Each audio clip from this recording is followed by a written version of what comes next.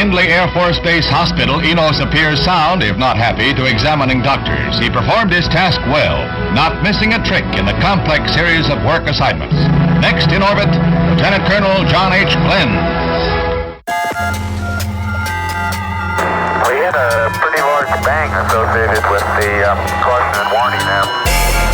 Okay, so we have an apparent serious oxygen leak. 4, 3, 2, 1. Oh, Houston, we've had a problem. He's in a roll and he can't stop it.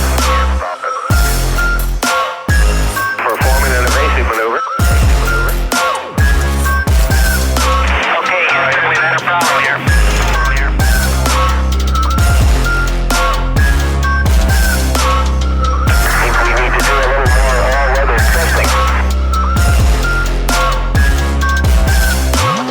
Welcome to space.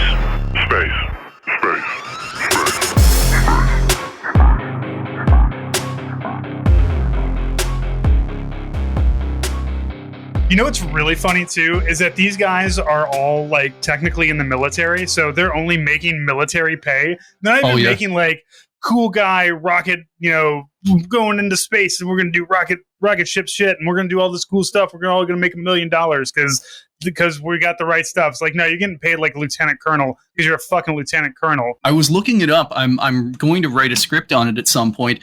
American astronauts, like NASA astronauts, like people who have broadly dedicated their lives to this, like when they get in, most of them are by this point, captains or majors, or they have a PhD or something like that. NASA astronauts make $65,000 a year, just starting flat. And once you have like 3 or 4 missions under your belt, that's where you start making over 100. Like for the CSA for Canada, it's pretty much the exact same. Chris Hadfield, most senior Canadian astronaut out there, $150K, which is not bad, but like considering the qualifications, considering like if you have a PhD, he invented a space arm. Yes, like you are sacrificing so much, much money. I think that I talked about, I don't know if it was like in our group chat or like when it was during the last recording, but like I'm pretty sure I made a riff at like how underpaid astronauts are. Oh, yeah. Yeah, it definitely, like you said, bringing up the qualifications is such a good point because like Chris Hadfield feels like a legendary human being and he makes like, 150 and it's like some finance bro can go and like... Yeah, but Chris Hadfield's less likely to go to prison, I think. Like, like your average crypto bro, like a lot of that's coming home to roost in a very funny way. I can't wait until someone does crimes in space for the first time. I was wondering about the first person to get high in space. Oh, it's happened. Really? People have gone up and done like edibles? Do you think that the cartel is going, the drug cartels will expand their production to space? Yeah. You've seen like cartel submarines. We're going to start seeing cartel spaceships kind of knocked together. Yeah. Dude, tell me that wouldn't be an amazing movie. We're going to get Benjamin Bratt to play the cartel leader. It's going to be fantastic. I love Benjamin Bratt. He does a lot of Spanish language stuff now. So we're going to bring him back on over to the American side so that he can run drugs to space, I guess. Hell yeah. Then after that, we're going to need our Lord of War in space, where we've just got like a Ukrainian criminal running like Kalashnikovs to the space station or something. That would be that, but like with Soyuz spacecraft. So like if you wanted an example of like one of those timeless Soviet inventions that will just be around forever, like the spacecraft that they still use was the one they used in the 1960s, and they've just upgraded it forever, like it's a T-62 or something. That could easily be the thing. Like, and China even copied it for their spacecraft. So like, and India is kind of as well. Yeah, exactly. I'll give this to the Soviet Union. They were always good at like putting something together that like it was never going to be as good as America, but it also worked. So if you were like trying to do some shit on a budget, the Soviet Union was there. You just be like, hey, I'm a communist now. Give me guns. And they're like, here you go. We got these fantastic guns that we invented. Do you want a spacecraft? You can throw people up into space all day long. They're going to hate it, but they'll come back alive. So okay. So as a way of segueing in, do we want to talk about an unfortunate story that doesn't involve anyone dying? We love those. Yes. Absolutely. It just involves a lot of cute animals. That we don't love those. No. So yeah, I'll just run through the intro and then do a little bit more shooting the shit. Depending on how the editing goes, I might splice some of the earlier shooting the shit section in after. But just I've been recording this whole time. Oh no!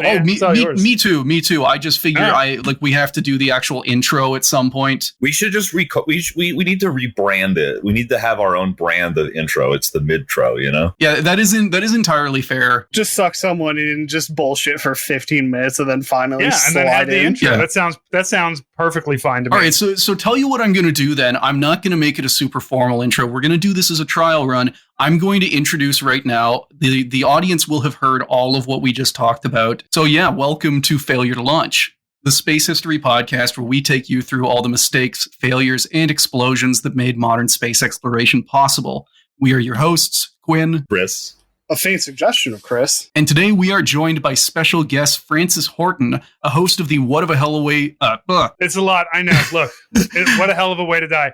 Yes. And this isn't the first time that I've just been like, fuck, I wish I could rebrand, but it's been too long. Too long, too late. That's just what I am. My SEO now beats out the YouTube video of What a Hell of a Way to Die.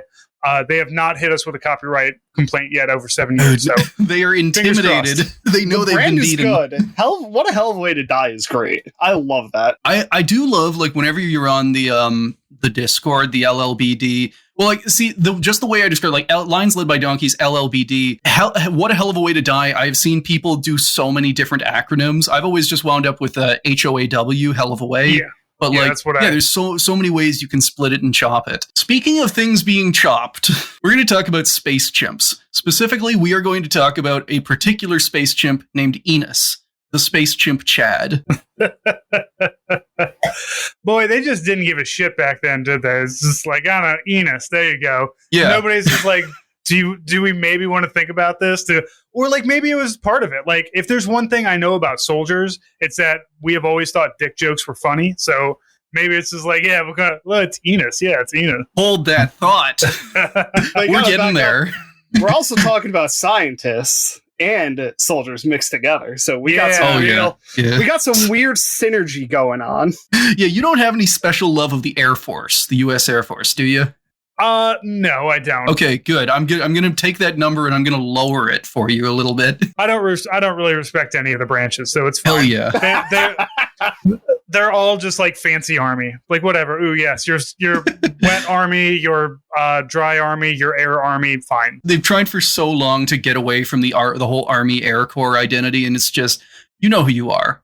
You remember your roots. And now they're trying to split again, because now we have, now we have Space Army. Yes. Yeah, high army, and then middle army, and then moist army, then wet army, then dry army. If I could go back, because I'm old, if I could go back 20 years, and I would be 20-year-olds now, I would absolutely join the Space Force, because it just sounds like the funniest fucking thing ever. Like, it's just, everything about it is so goofy. There's no, and look, eventually, yes, we are going to need a quote unquote Space Force, but we are also going to make fun of it for at least the first 50 years. Think about like the bar side story, like the story potential to tell, oh, I was in the Space Force. And then you could say whatever you want and they'd believe you, like you don't get to call yourself a branch service until like all of the military memorials out there that have like Army, Air Force, Navy, Marines, and Coast Guard, until you get a spot in one of those. And we've got to pull down a lot of memorials and put them back up, but we got to have somebody in the Space Force die first. So like until there's a dead Space Forcer in combat, not just like from tripping and falling at the PX. You gotta die in combat. And what's that going to be? It's going to be it's going to be a U.S. Space Force person, whoever, a foreign hostile power, and it's going to look like two Michelin men boxing in space. It's gonna be the first attempt by either the US or like China to intercept someone else's spacecraft, and they're just gonna fuck it up, and like the arm that is supposed to grab the spacecraft is fully just going to like punch through a fuel tank and just detonate everything. That, or we just Kessler syndrome everything, and hey, that too. These two guys got hit with friendly fire. Congratulations, you have a memorial stateside. Well, I wonder if you get to be part of the VFW, if you're involved in a space battle with China? Like, do you have to be involved with it with somebody here on space? Or like, if you get fucked up because of an interstellar war, does it count? These are the questions that we have to figure out. That's what this podcast is here for.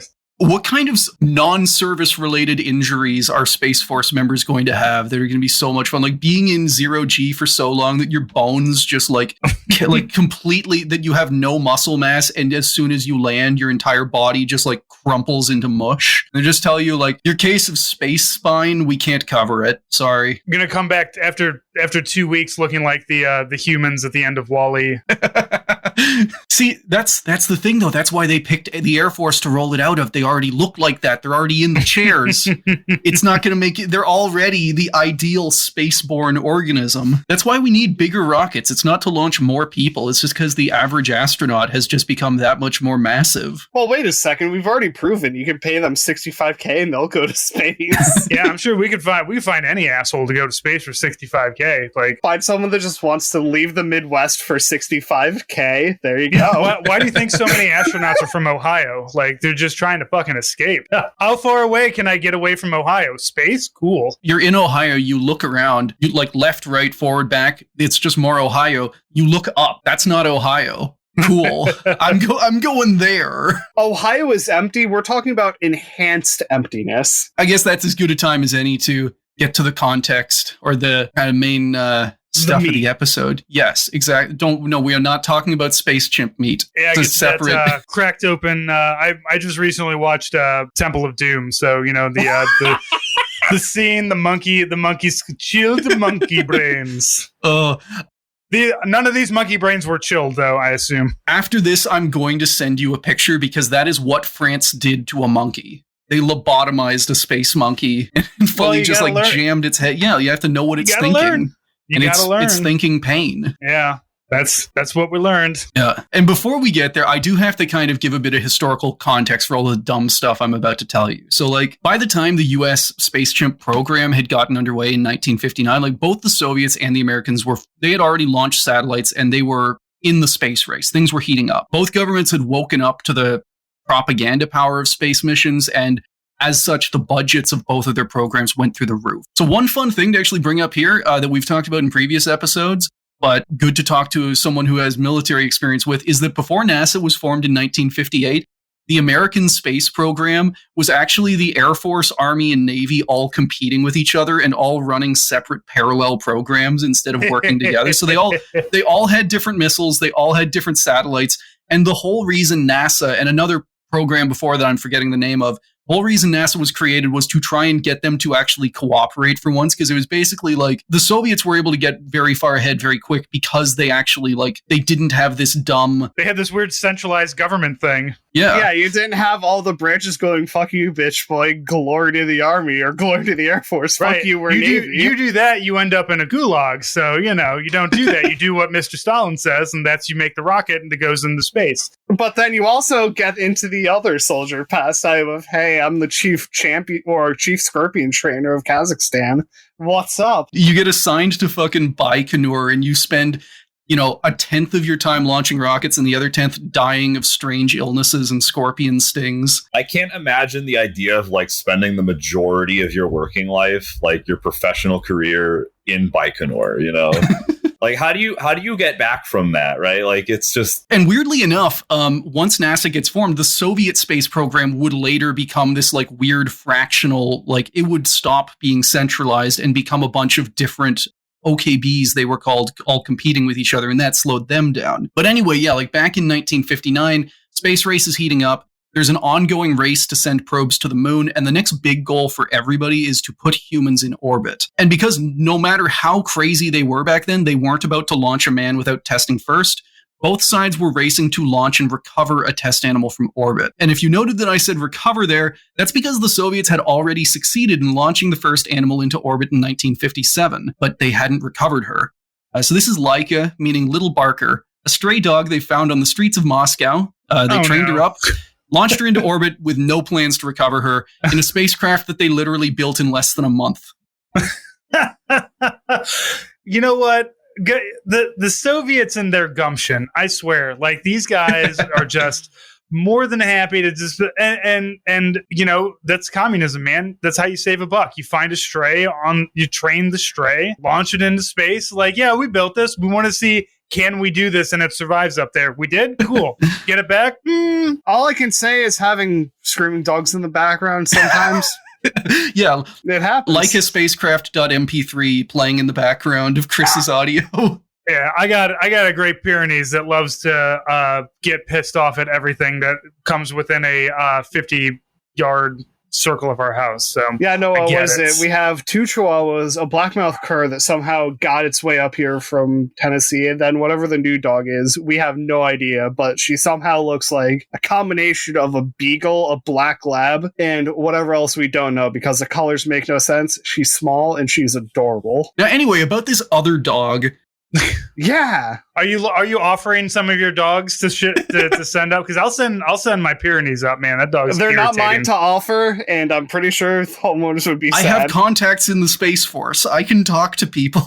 If you got some guys on LinkedIn, it's like, do you want to like kind of a shitty Pyrenees to shoot up into space for, you know, no reason? No questions asked. Yeah. But yeah, like, if any of that stuff sounds fun to you, listener, go listen to our episodes on the Soviet Space Dog program. But basically, Laika was picked because she was the least favorite of the bunch. And while the Soviets said she was humanely put down a week into the mission, she actually died of heat prostration about an hour, like a couple of hours after launch. We hate this dog the most, so it's okay if we're sending it into space. Yes, that is so fucking Soviet, man. I understand that we shouldn't love them, but man, they had some fucked up ways of thinking about things. Yeah, like everything they did in these programs, you can say that it makes sense in a very fucked up way.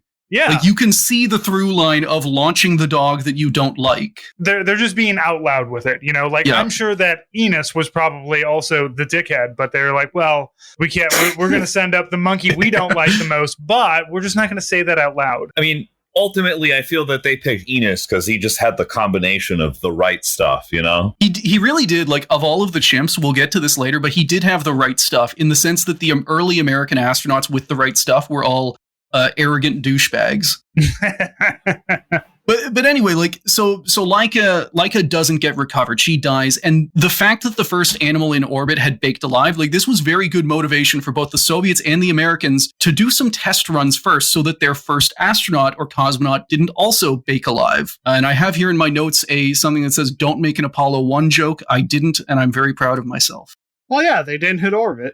Now, animal testing in space was pretty well established at this point. The Soviets famously used a lot of dogs, the French used cats, and by 1959, America had over a decade of experience launching monkeys into space. So going all the way back to 1947, America was actually the first to launch animals and mammals into space using captured Nazi V-2 rockets and a lot of Nazi scientists. Shocker. Whoops. Yeah, and because of how unreliable the V-2 and early American rockets were, these tests were hilariously lethal.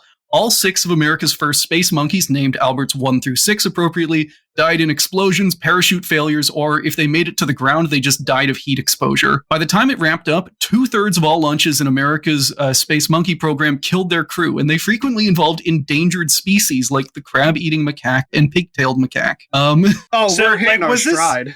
Was this like an official space monkey program? Yes.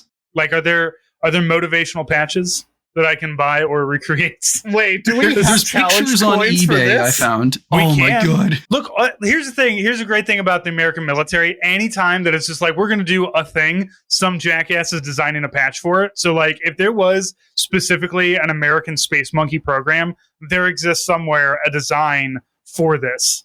And we gotta find this patch. We It gotta doesn't find even matter.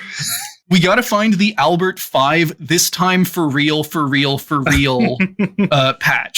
What is it going to be? Albert 6, we're done. Yeah, just Albert 6, and then the rocket has the like this one brackets 1 square brackets for real this time written on the side. .mp3. Yeah, exactly. And like I want to be clear. The first American monkey to reach space flew in 1949. The first American monkey to survive reaching space flew in 1959. How many of them got back? I'm not saying alive, but got back.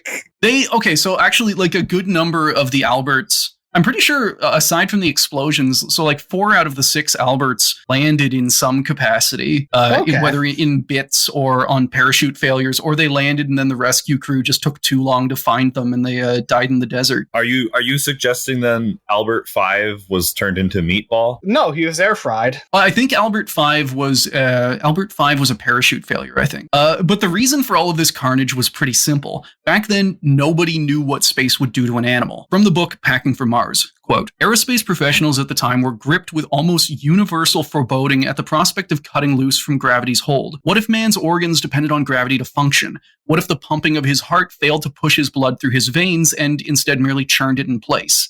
What if his eyeballs changed shape and compromised his visual acuity? If he cut himself, would his blood still coagulate? They worried about pneumonia, heart failure, debilitating muscle cramps, all of that. So the point of Project Albert and the earliest animal launches in the Soviet Union, France, all of that, was basically just to see what effect, if any, space had on a living animal's like vitals. And in the end, they basically discovered nothing you can tell from a few minutes in 0G was the effect. So like, yeah, like... Nobody's eyes exploded, but I mean, the rest of them did, but not because of space. Yeah, we think he was pretty much intact right up until the impact, from what we can tell. He was alive until he wasn't, but he didn't die because of space. He died because of the brief stop at the end of space. Now I'm derailing, but from the book Packing for Mars, I distinctly remember the author. She was talking about another experiment the Americans did where they put a bunch of rats on a centrifuge, spun them up to incredibly high Gs, and under the rats was a mechanism that would drop them into liquid nitrogen and flash freeze them. Oh, fuck. So that the effects of 0G could later be like surgically determined, because as soon as they come out of 0G, like their organs are going to go back to where they were. So they have all these frozen rats with all of their like organs pressed up into their necks. What's important is we learned. Yes, exactly. We learned that it's very funny to make ratsicles. The entire, like, the report at the end was just like, neat, moving on. What did we learn? We learned not to do that again, I guess. Don't do that with astronaut. Moving on.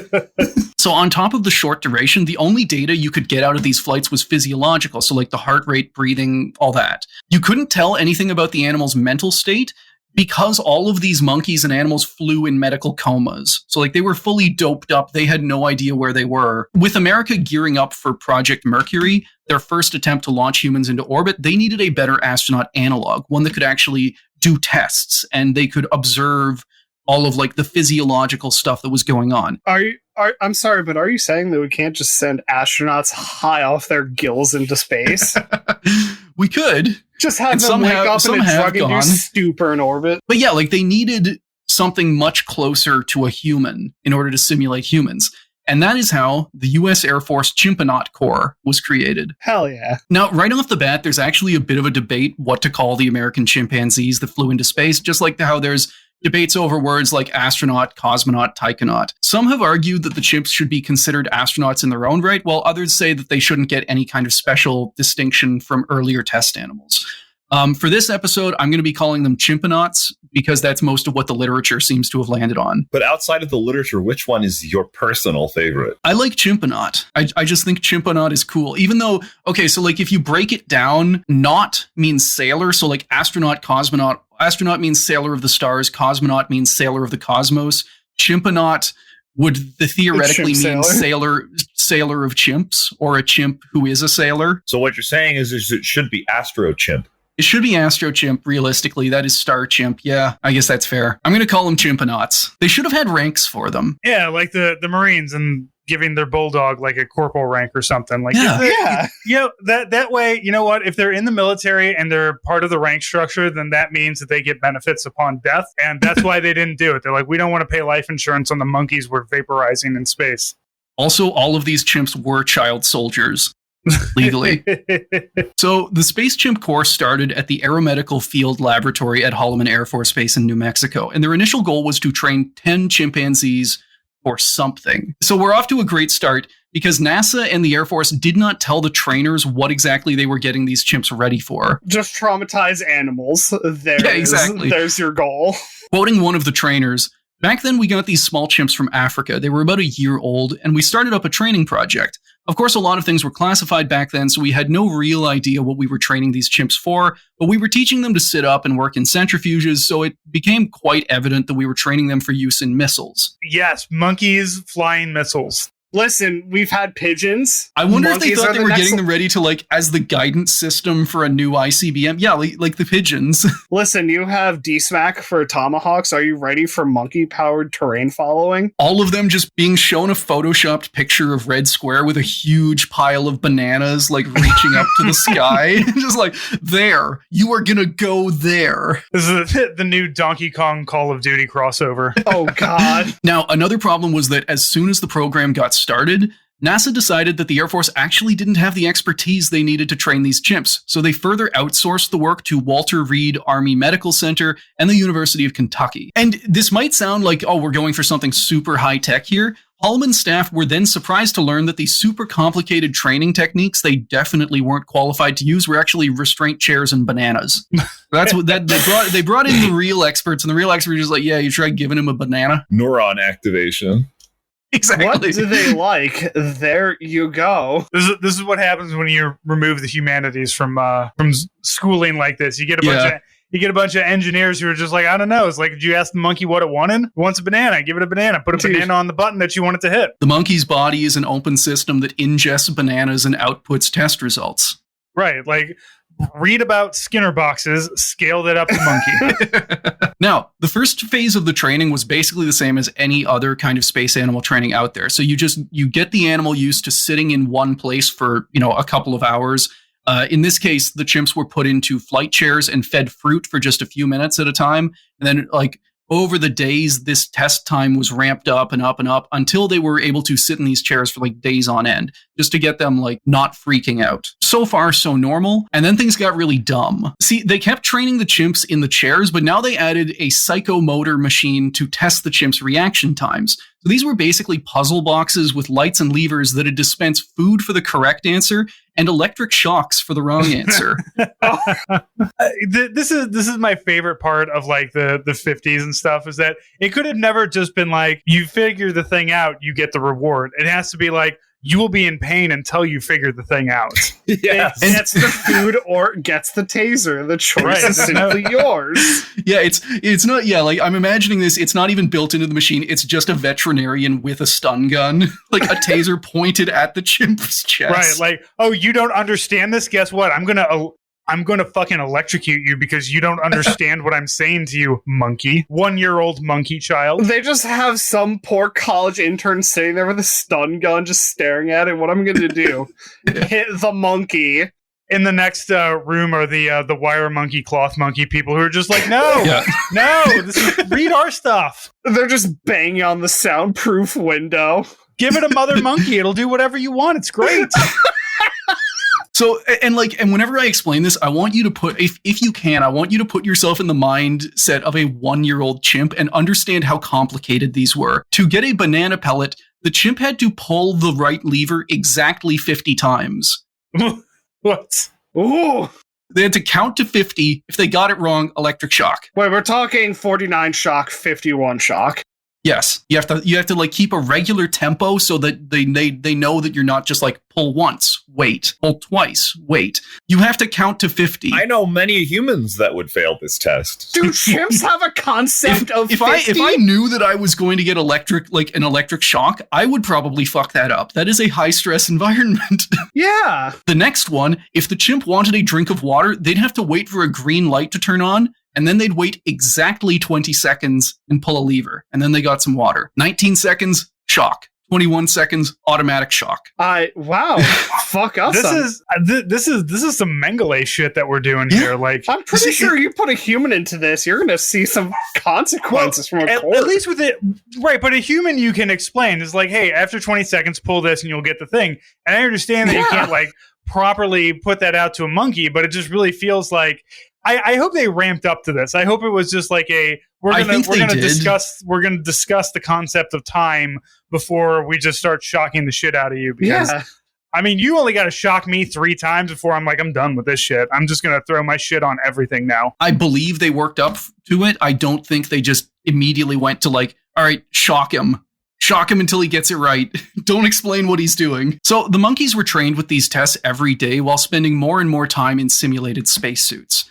To get them acclimated to things like loud noises and sudden changes in G, the chimps were also regularly taken for spins in fighter jets and brought out to see rocket launches at close range. These chimps are fully close enough. If the rocket explodes, they are in the blast range. We're gonna take the monkeys on a field trip to all the cool places. Now, throughout the training, an army of veterinarians kept detailed track of everything the chimps did, how well they performed their tests, how well they handled stress, and how they got along with each other and their handlers. Assuming a chimp did well on a certain day, they'd also get a special reward: raspberry jello mixed with as much pre-workout as they could eat. We're gonna take the monkeys to the gym. Their handlers got to spot them while they're just throwing plates around. This actually wound up backfiring because some of the most promising chimps ate so much pre-workout they became obese and washed out of the training program. The smartest chimps got rewarded so much they became the people from WALL-E and could not fly. And could not fit in the capsules. They were smarter than anybody could have suspected. Because, like, had you stayed in shape, you'd be splattered across, the desert at this point. Oh, just signing up for one of those astronaut candidate competitions, but only so that I can like travel to nice places and eat nice food and have no intention of winning. I mean, yeah, like, look, what if somebody was like, look, for the next, 6 months, we're going to take you around to really nice places. We're going to give you all the great, best food that you want. And at the end of 6 months, we're going to launch you into space and we're going to see what happens. After that, who knows? You might I wouldn't take that deal, but I can think of a few people who probably would. So, yeah. Listen, high school's a wonderful place to learn about people. I watched a couple of videos on like those weird tech bro CEO training camps where they pay like $50,000 just to get screamed at and like fire hosed for a week. So like, yeah, you could totally take anything these chimps went through and get people to pay for it today. Yeah, well, that's it. That's going to be the money-making idea right there is Chimponauts training. We're going to put you through the same training as the chimps, and at the end of 1 week, we're going to vaporize you. Yes. But we're going to learn important things. Also, it costs $20,000. You get to go out and watch this rocket launch from like 50 feet away. We're going to put you directly underneath SpaceX. And Elon Musk is going to shake your hand, and then we're going to vaporize you. We're going to learn some important things, such as how funny this is. How to smile when staring up at an engine bell. Yeah. Now, the chimps themselves were a pretty diverse bunch, and they were sourced from anywhere the Air Force could find chimps. They just had to be young to make training easier, and they had to weigh less than 50 pounds. Are you telling me the U.S. Air Force didn't simply have a chimp guy they could go to? Not yet, they don't. They found some weird sources for these chimps. Okay. Yeah, like, if we ever launch a tiger into space, it's fully going to come from, like, Joe Exotic or whoever. There's not going to be any official way of sourcing it. It's just going to be, like, some dude. Yeah, the tiger is going to be, addicted to drugs already. It's going to be one of those Las Vegas white tigers. It's going to be a Siegfried and Roy tiger. It's going to be fabulous up there. And then we're going to vaporize it. Like in the Soviet dog program, every chimp got an ID number and a pet name given to them by Holloman's staff. So if staff liked a chimp, it got a name like Dwayne, Elvis, Little Jim, or Tiger, appropriately. If they didn't like a chimp, it got a name like Miss Priss or my personal favorite, Double Ugly. That just sounds mean. Yeah, especially like this is a 1-year-old chimp. This is like going to a baby and just like, look at that ugly piece of shit.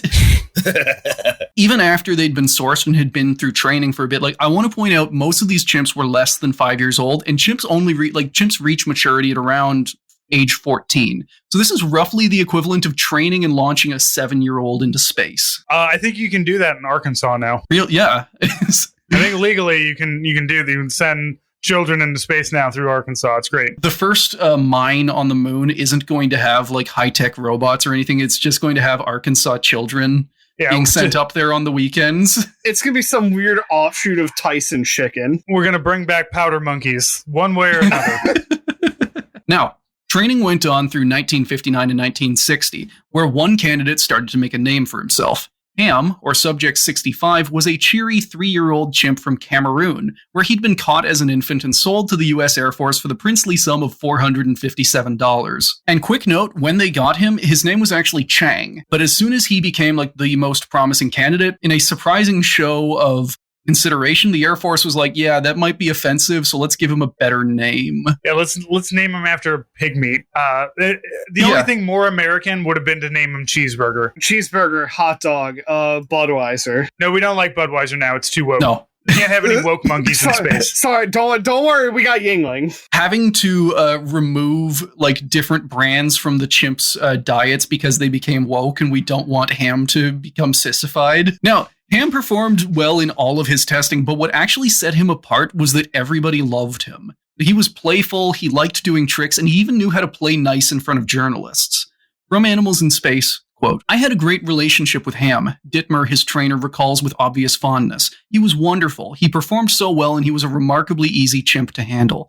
I'd hold him, and he was just like a little kid. He'd put his arm around me, and he'd play. He was a well-tempered chimp." So, like, in the same way that Laika was picked for being the not favorite, Ham was everybody's favorite. He was just a cool dude on top of being the best candidate there. The poster chimp, if you will. Yes. God only knows why he was picked as the one to put on the dangerous rocket that had crashed several times before now. They thought he had the right stuff. He was lovable. He was likable. He was everyone's favorite. He was cool. So he had it. It's like a hero. Yeah, the hero in the movie always survives. Ham's a hero. He'll survive. Listen, he didn't pull the don't die switch 49 times. He got turned into a slurry. It happens. I'm picturing like these chimps being let out and all of them just have like their feet are fully just like scorched off. Oh, God. Yeah, fun times. Whew. So, at the start of 1961, Ham and the 5 other best candidates were transferred from Holloman Air Force Base to Cape Canaveral to get them ready for the upcoming Mercury Redstone 2 mission. The chimps and their trainers were given trailers right next to the ones where Mercury astronauts like Alan Shepard and John Glenn were living as they prepared for their missions. And this is probably a good time to tell you that the astronauts hated their chimp counterparts. Did they have to bunk together? Like, was it kind of like a weird odd couple scenario where they're just like, God damn it, Ham used up all the milk again, and didn't he just put the empty carton back in the refrigerator? Because, you know, they got to spend like 2 weeks in quarantine before they go into space to like let whatever colds or whatever they have burn out before they infect everybody. So, you know, you just got to, everybody's living like just John Glenn and a monkey, just BJ and the bear, but it's astronauts. This would be the best sitcom. And I feel like the actual answer would also make an amazing sitcom. They were next door neighbors. and you would expect this to be like the astronauts being annoyed by the chimps, you know, being like noisy and whatnot. It was the other way around. The chimps were all like these chimps, the first 6 that were sent for their training at Cape Canaveral, they were all picked for being like the friendliest, most playful chimps imaginable. It's that the astronauts personally fucking hated all of them. These dudes, and you know, I guess at this point, like, being an astronaut doesn't have like the weight it carries now. It's like if you meet somebody and they're like, I'm an astronaut, you're like, holy shit, you are cool as hell, and you're probably smarter than everybody in the room.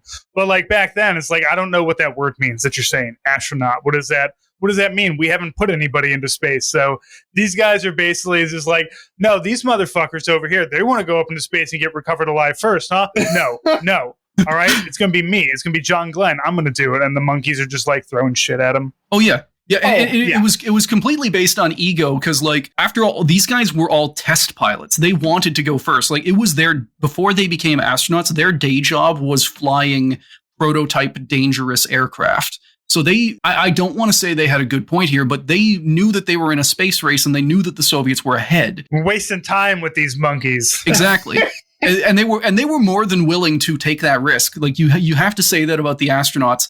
They would have been willing to get into the death rocket. You could say that about the astronauts. They were fucking stupid.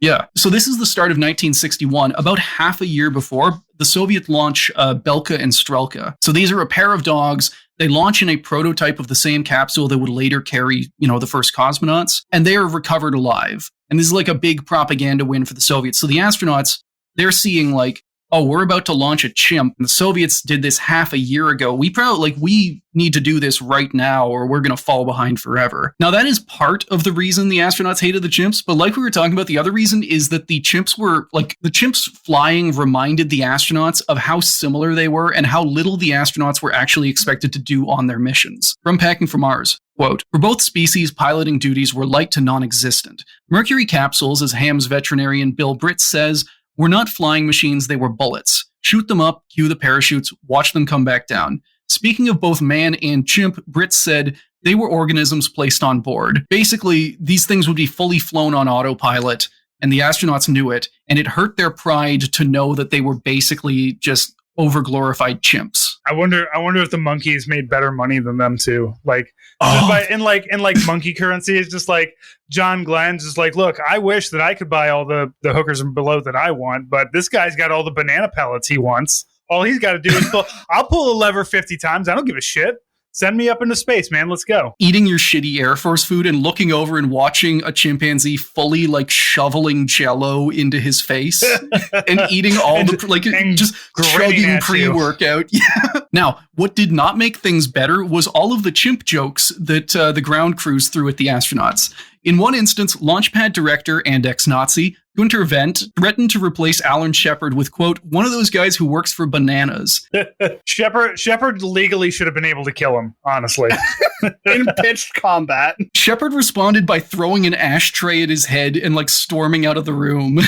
Sorry, you're a Nazi. You're here on the good graces. Do not insult an American hero, all right? He will be able to legally shoot you. Listen, give the monkeys guns. Just do it. Give the monkeys guns.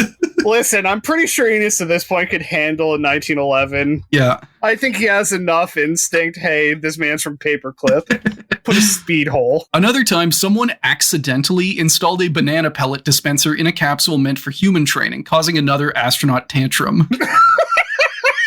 So you're just you're in there for your astronaut training, and every now and then, it's this machine's just want a banana? Would you like a drink of water? John Glenn zaps his foot a little bit. Be even worse if he's just fuck, I'd hate it, but the banana pellets are just so good. This is good. I can't stop eating them. John Glenn just hanging around their trailer after hours was like, hey, is there anything they didn't eat? John Glenn jonesing for some monkey pellet. That's it. This is how we start the astronauts and the monkeys unionizing. Those banana pellets are too good. Look, here's the thing. There's enough banana pellets for everybody. Chimps are hoarding it. We don't have to pull a lever 50 times. They just don't give the banana pellets to everybody when we want them. This wouldn't be allowed to happen because it's basically communism. Yep. Now, despite all of the conflict with their human colleagues, by late January 1961, the chimps were ready for their flight. Due to his high scores in testing, Ham was selected as the first to fly with a chimp named Minnie picked as his backup. On the afternoon of the 31st, Ham was strapped into his seat, sealed in a capsule, and launched into space on a modified ballistic missile. In doing so, he became the first hominid or great ape in space.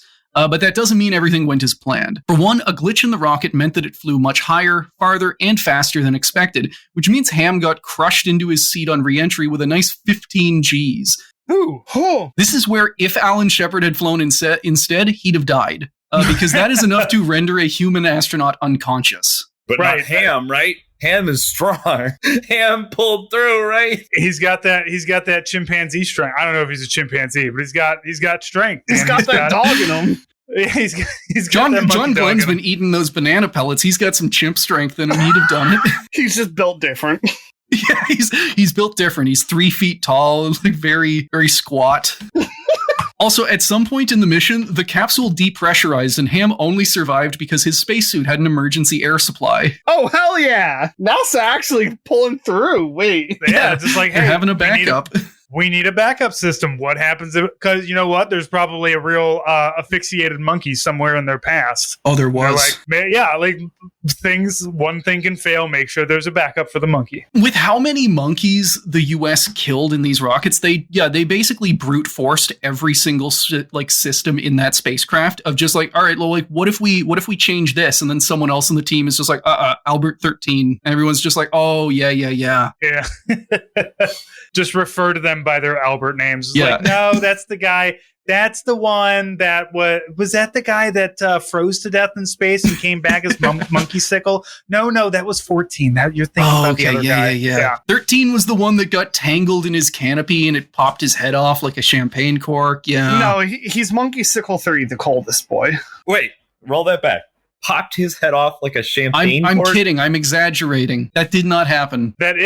However, that is the part of the song "What a Hell of a Way to Die" because it's about jumping out of an airplane and your parachute fails and you die horribly. Well, I mean, the monkey ain't gonna jump no more, so I don't think the monkey jumped in the first place. I think that monkey was perfectly fine in the jungles of Cameroon before somebody was just like, "Hey, man, do you want to go to space? Hey, kid, you want a commission?" Yeah, were these monkeys officers? Like they? I hope so. Like, did they have to salute the monkeys and stuff? How is Ground Control to Major Ham not a song yet? We have to make this thing. No. Yes. No. Despite all of these problems, Ham continued dutifully pulling levers and eating banana pellets all through the flight. When he landed and was recovered, he became a national hero overnight, doing tricks for journalists and signing thousands of pictures of himself, which is basically they covered his hand in ink and then slapped it on a piece of paper. Hey, that's easier than signing something. Just let me slap a bunch of paper and make money. Also, a bunch of those signatures are fake because the vet, like his trainers, were worried that they would wear him out, so they just started slapping any chimp hand on the paper. So there's a bunch of counterfeit Ham signatures out there that you can get. I want to see that episode of Pawn Stars. I got an expert in monkey paw slaps. Hold on. We're going to Cameroon. We gotta figure this out. As you can obviously tell, this was Ham during his early era. He has yet to, his blue period. His pan-Cameroonian period, everything is. It's just paintings of home because he wants to go back. But his mission paved the way for Alan Shepard's successful flight in May of 1961, becoming the first American human in space, though unfortunately not before Yuri Gagarin, Soviet cosmonaut and noted weirdo, seized the prize of being the first person in space and orbit. Now, even though Ham's mission was a huge accomplishment for America and chimps everywhere, NASA was still nowhere near done. See, both Ham and Alan Shepard's missions were what are called suborbital trajectories. They didn't go into orbit. They basically just flew very high straight up and just fell right back down. NASA had plans to launch astronaut John Glenn into orbit, which meant they also had plans to launch a chimp first. Initially, they tried to bring Ham back to fly again, but his last mission gave him a massive phobia. A phobia of a lot of things, I imagine. Yeah. A phobia of being strapped in a chair, of the Skinner box, of the lever. Like this. Congratulations, we gave a monkey PTSD. Yes. They tried to put him back in like his training seat or in the Mercury capsule, and he refused every time. Like this kind, friendly monkey got violent at the thought of going near that thing again. For the orbital mission, NASA needed a different chimp, and they needed one that could handle extreme stress and stay cool. And they found one. Unfortunately, he was a massive asshole. You need a sociopath monkey, basically. Yeah. You need one that has no feelings, but also that means he's going to be a huge jackass. This is the time where you're going to introduce our favorite anti-hero chimp, right? The Dark Horse. Yeah, so this is where we get to the hero of our story. Enos, or Subject 85, was a 5-year-old chimpanzee from Cameroon. Like Ham, he excelled in his training, regularly placing at the top of his class, and was particularly noted for being incredibly calm under pressure. Where some chimps would freak out in press conferences because of all the flashing bulbs and loud noises, Enos kept his cool no matter what. But unlike the friendly, cuddly, playful Ham, Enos was, to quote his trainer, a quiet, taciturn pillar of the community type, which is a very friendly way of saying that he was a violent asshole who didn't get along with anyone, chimp or human. But he was good at he was a prima donna, I take it. He was good at what he did. Got shit done. Can't argue with the results. You know what? He's a real asshole, but he pulled that lever 50 times and he got that fucking banana before anybody else did, so. Listen, those pellets taste too good. You can see there's a bunch of monkeys, there's a bunch of chimps lined up. Take a guess which one is Enos of those four. The fucking Chatelaine sitting second from the left. Yeah, the guy who looks like he's smoking with his legs crossed. What a guy. Dude who wants to be smoking Marb 100s right there. Just fucking hook him up. And in that other picture, what you can see is that anytime anyone was holding him or near him, he was wearing restraining straps on his arms so that he couldn't get violent. I mean, back up. Are they caffeinating the monkey? I think he's just drinking water. Considering all of the other stuff they are giving these chimps. Also, please note in that picture of him sitting on the guy's lap, look at how cautious and nervous that guy is. I mean, for all we know, that dude in his right hand has a gun and he's just sitting there going, do not do it. Don't try it. Now, he also had some non-violent charms.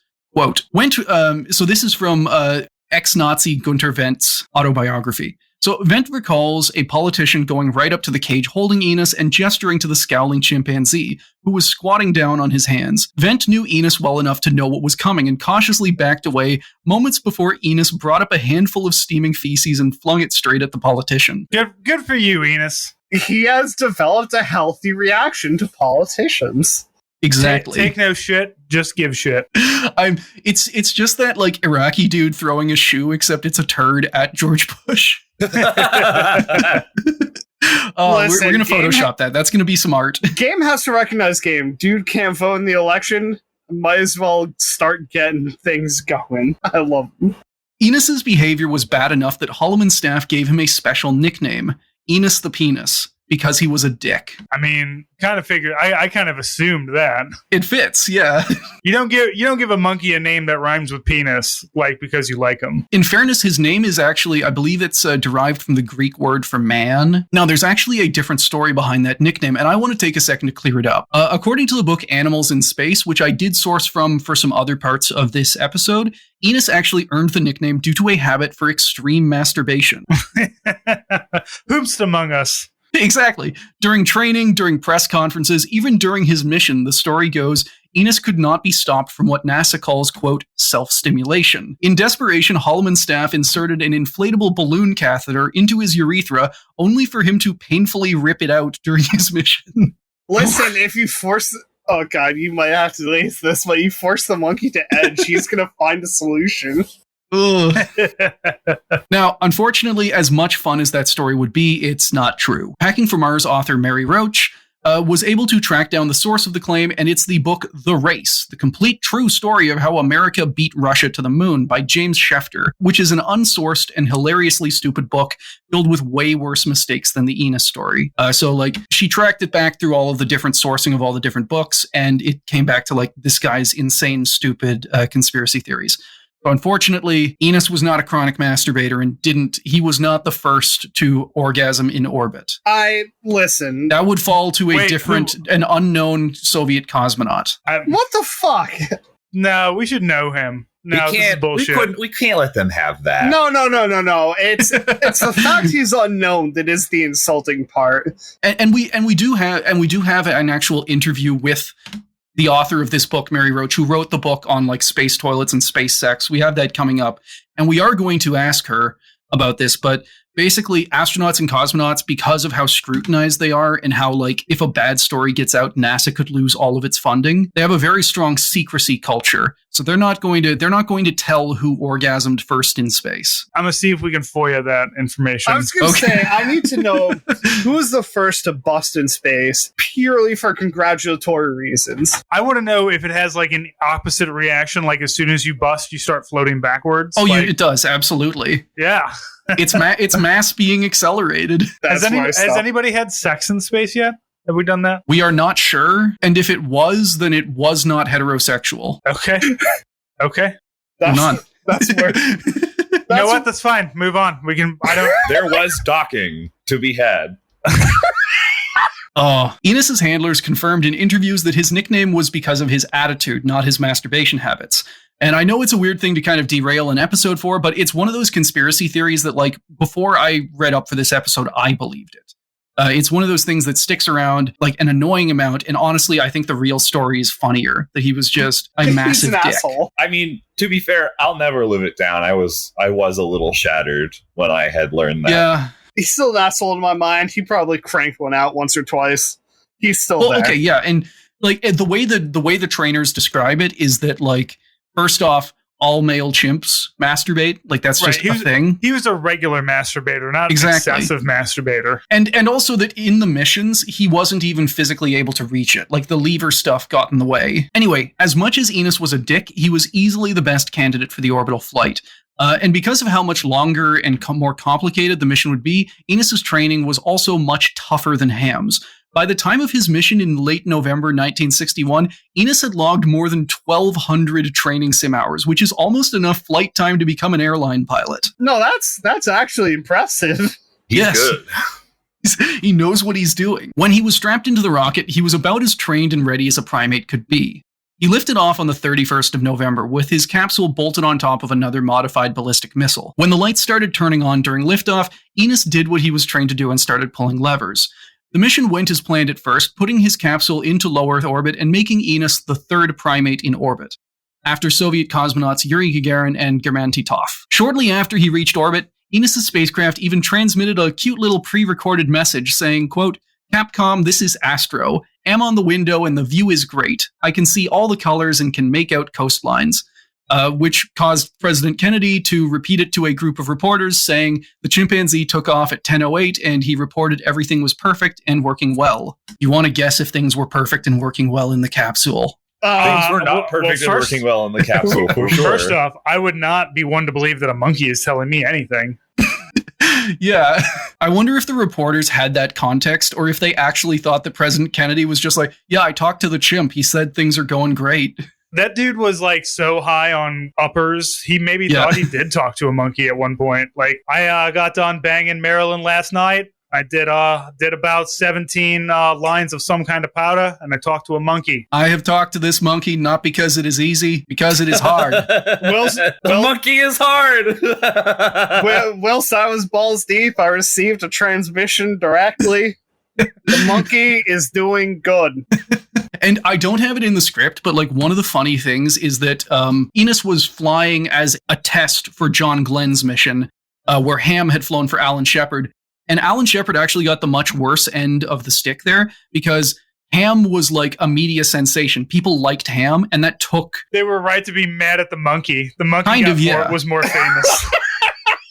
John Glenn, though, he got the better end of the deal because Enos, like, nobody liked Enos. But there was a thing where John Glenn went to visit after he flew. He went to the White House, and one of the Kennedy daughters went up to him, just flat out asked him, like, "Where's the monkey?" He's dead. Yeah, by that point, yes. Just mask is off. Just no chill whatsoever. Child, I killed it. So yeah, even after Kennedy said that things were going well, they were not. And the mission quickly fell apart as soon as Enos reached orbit.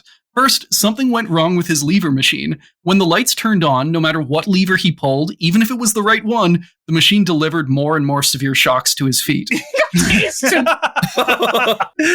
As a joke, we've replaced his Skinner box with just a pain box. It's simply a taser with an on switch and an on switch. It's the Hellraiser box. No! The puzzle box is opening up for Enos. He's like, "Oh, all right. What kind of pellets am I going to get out of this?" Quoting from a NASA report, note that the malfunctioning of the levers, which resulted in the subject receiving 35 shocks on the second session of the oddity problem, did not disrupt his subsequent performance. And likewise, the 41 shocks received during the third oddity session did not affect performance during the subsequent fourth session of the tasks. Brackets, I don't know how many shocks he got during the fourth time. Certainly, following a malfunction of this nature, it might be expected that behavior would be disrupted, but this was not in evidence. Motherfucker kept pulling levers the whole time. He was so well trained after getting hundreds of electric shocks. Yes. Dude just kept fucking trucking. He kept going. He was thirsty. He was hungry. He wanted bananas. Listen, those banana chips are crying out to him. Free me. You know, when you put your password in the wrong way, and it's just like, but I know I put that password in the right way, and he's just doing it over and over. It's like, I know, I pulled it 50 times, I counted it. And at a certain point, like, he realized, like, oh no, this is going wrong. It probably became a pride thing of like, no, I'm doing this right. I will always do this right. Even if it didn't stop him pulling the levers, ground crews could see through the capsule's camera that Enos was getting increasingly frustrated and angry. which is very understandable. Thankfully, he did not have to suffer through the shocks for the entire mission, because he came very close to getting Lyca'd. Why is that a fucking verb? See, during the first orbit, one of the capsule's attitude control jets, these are like the little puff jets that it uses to like control where it's pointing, one of those failed, which meant that ground crews started to have difficulty keeping the capsule from spinning wildly out of control. About an hour later, the life support system went haywire, alternately freezing and cooking the inside of the capsule. Our man can't catch a break. He was in a microwave oven just on. And he's getting shocked. And just cranking those levers, man. Yeah, cranking those levers. He can't crank his hog. He's hungry. He's thirsty. He's in pain. He definitely should have had an NCO rank. Yeah, hell yeah. Even though his spacesuit protected him, Enos's body temperature spiked into the heat stroke range, and it was decided to bring him down to Earth after only 2 orbits and 3 hours. Like, before the heat killed him. When rescue crews found his capsule bobbing in the Atlantic, Enos was understandably not a happy chimp. So on top of all of like the tired, hungry, angry, his feet are getting shocked, he was also nauseous because he had just spent an hour floating in storm swell waves. He was so desperate to get out of there that he, like, whenever they open it up, he had already torn up like a lot of the inside foam of this capsule. He knew where the door was and he was getting to it. A fun thing, I don't have it in the script, but a fun thing is that the door wasn't open normally. The door had explosive bolts. So, like, they get it up onto the ship, and they can't just open it normally. They have to fire the explosive door hatch and, like, send it flying at 100 miles an hour. So you just have a dude sitting on the outside with a clacker going, I'm about to unleash this monkey. All right, everyone ready, and just let it rip like fucking Beyblade. Yeah. And once they let it rip, Enos was so desperate to get out of there that he immediately broke his no hugs rule and, like, tackled his handler. Now, despite coming down early and running into all of those almost lethal problems, Enos's mission was a success because it had gotten him home safely, which was, like, he was the first American animal to go into orbit and come back down alive. It also served as a test run for later American astronauts. 4 months after Enos flew, on February 20, 1962, John Glenn became the first American in orbit. Now, I wish I could tell you at this point that Enos had a happily ever after kind of story. And unfortunately, that was not the case. Yeah, he came back and got divorced, and like he only sees his kid. He only sees his monkey kids like one weekend a month. And this does actually get a lot more into kind of like military history side. Because after a brief stint as a famous chimponaut, where he disappointed reporters by refusing to do any tricks for them, Enos went back to live at the Holloman Air Force Base chimp colony. And unfortunately, he died about a year later after contracting shigellosis. I'm probably pronouncing that wrong, but it is a special form of dysentery that resists antibiotics. So he just shit himself to death. We're really going, we're going 1800 style for this one. Yeah, that is some military. He died like a soldier. Covered in his own shit. Hey, I've had dysentery a couple of times. I get it. Oh, yeah, and they had no way to medically treat this. Like, it resisted any form of antibiotics. That sucks hard, man. Yeah. He was a hero, damn it. He's an American hero. And that's actually kind of what we're getting to, because so Ham retires to kind of the same colony, and then he goes and he lives at various zoos. And he dies in 1985 at the age of, I believe, he lives into like his late 20s, which is pretty up there for a chimp in captivity. And when he dies, he gets a memorial service. He gets a statue. There's all kinds of kind of honor afforded to him. At the same time, though, his skeleton is given to a museum. Well, yeah, I mean, maybe Ham wanted to donate his body to science. Yeah. Like he was he was a scientist through and through. Like I'm sure Ham didn't know all of the things he was signing. Maybe they put like an organ donation card in there at some point, and he just slapped his hand on it. Yeah, and when it comes to preservation, like if I feel scientifically it's better to save a skeleton than to do like a taxidermy. Like, because you can really fuck up a taxidermy, but you can't fuck up cleaning bones. So, judging by his previous love, he got sent right to Dole. He's going right to the banana republic. Going to monkey heaven. Yeah, that is also one thing I forgot to mention is that Enos, whenever he's recovered from his mission, don't worry. He was like so hungry. You just reminded me because of the fruit. He immediately just like inhales 2 oranges and 2 apples like within a minute of landing. But anyway, like back to Ham. The book Packing for Mars, I think, does a good job of this, of hitting this dichotomy between, is this animal a national hero or are they a test animal? For example, Belka and Strelka, the first animals to go into orbit and come back down alive, are taxidermied in a museum, as are a lot of other Soviet space dogs. Where, yeah, Ham, his skeleton was preserved, but he also has a lot of memorials to him. Unlike Ham, Enos didn't have anywhere near as much fame, which meant he basically died in obscurity. We don't actually know what happened to his body. In all likelihood, it was cut up and parceled out to various biologists who wanted to see what effects zero-G might have on, this organ or that. All we know for certain is that someone dissected his eye. Why do we know that for certain? Because why did they do that? They wanted to, but yeah, and like it's kind of like that quote we had at the start where this was still the period where no one knew what would happen. You go up into space, maybe space does weird shit to your eyes. Maybe zero-G makes you go blind. And some weird people from Los Alamos end up with your body and go, hey, yo, let's see what's going on here. Yeah, I'm firmly of the belief that if this happened to the chimps, it should have happened to the astronauts too, goddammit. Well, yeah, I want Alan Shepard taxidermied and put in the fucking first Smithsonian. astronaut steps out of his capsule and gets fucking clapped and freeze-dried. All right, get into the centrifuge, Glenn. We need to keep the findings fresh. Now, that is the story of Enos the Penis, the space chimp Chad. Francis, Chris's, how do y'all feel? You know what? I'm glad that there was one motherfucker. At least because you always hear like, oh, all these they're so nice, they're great. Because the other one, Ham, really, he's the one that's got all the pictures. He's the brown nose. He's holding the paper. No, he understands. He's a showman. It's fine. Like, Enos wasn't about that life, but Enos was a good soldier. He was up there getting his shit fucked up and still doing his job. He was true enlisted. He was here from beginning to end. Yeah, despite and he was a prickly guy.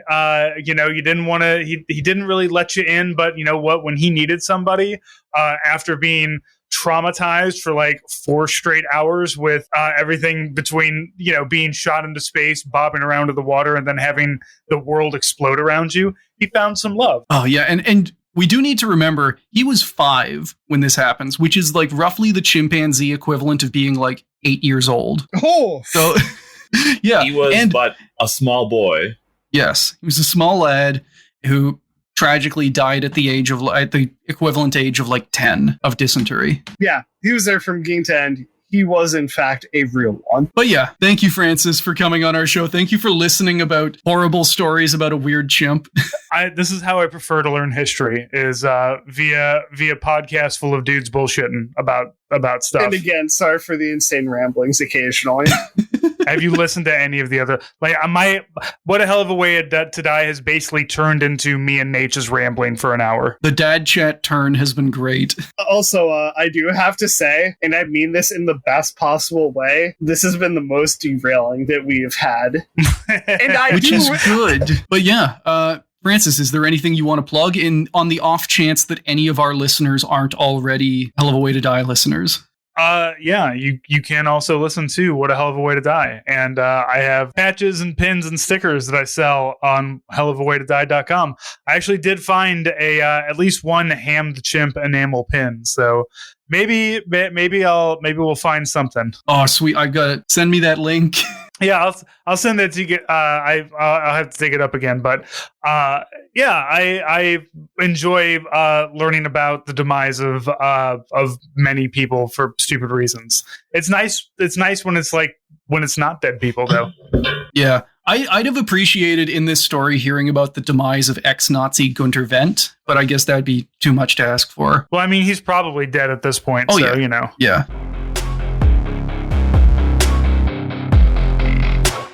Thank you for listening to Failure to Launch. If you enjoyed the show, please leave us a review or tell a friend. Everything helps. If you want to follow us, contact us, or suggest a topic, you can email us at launchfailurepodcast@gmail.com. We're also on Twitter at launch_failure. Failure to Launch is hosted on Anchor, and we post on Apple Podcasts, Stitcher, Spotify, and Google Podcasts. We also post our episodes with visual aids on YouTube at Failure to Launch. All music was provided by DJ Danarchy.